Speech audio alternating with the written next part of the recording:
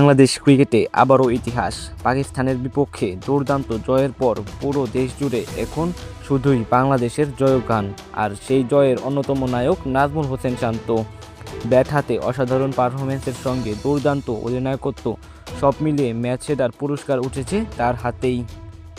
তবে মজার বিষয় হলো, জয় আর ব্যক্তিগত সাফল্যের পরও খুব বেশি উচ্ছ্বাসিত দেখা যায়নি শান্তকে। ম্যাচ শেষে সংবাদ সম্মেলনে ছিল এক ভিন্ন দৃশ্য। পাকিস্তানের অধিনায়ক শান মাসুদের সংবাদ সম্মেলন চলছিল, কিন্তু সাংবাদিকদের মনোযোগ ধীরে ধীরে চলে যায় বাংলাদেশের অধিনায়ক নাজমুল হোসেন শান্তর দিকে। শেরে বাংলা স্টেডিয়ামের সংবাদ সম্মেলনের কক্ষে শান্ত এসে বসতেই অনেক সাংবাদিক এগিয়ে যান ফটোগ্রাফ নিতে। সাদা জার্সি তখনও শরীরে, কিন্তু মুখে নেই বাড়তি উচ্ছ্বাস।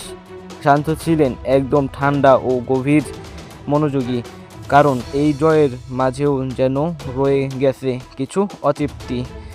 প্রথম ইনিংসে দুর্দান্ত সেঞ্চুরি করলেও সেটিকে ডাবল সেঞ্চুরিতে রূপ দিতে পারেননি, আর দ্বিতীয় ইনিংসে 87 রানেই থেমে যাওয়ার আরেকটি শতক হাতছাড়া হয়। সংবাদ সম্মেলনে নিজের ব্যাটিং নিয়ে প্রশ্ন উঠতেই শান্ত বলেন, আমার মনে হয় প্রথম ইনিংসে আমার জন্য আরেকটু বড় কিছু করা সম্ভব ছিল। উইকেটটা চ্যালেঞ্জিং ছিল, বিশেষ করে প্রথম 2-3 ঘন্টা। তারপরও আমার মনে হয় ইনিংসটা আরেকটু বড় হতে পারত।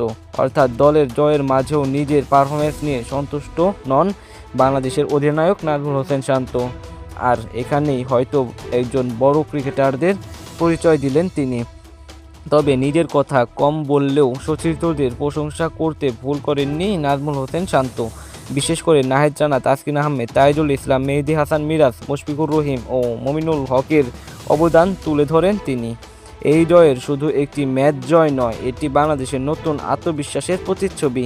পাকিস্তানের মতো শক্তিশালী দলকে হারিয়ে টাইগাররা বুঝিয়ে দিয়েছে এখন আর বাংলাদেশকে হালকাভাবে নেওয়ার সুযোগ নেই।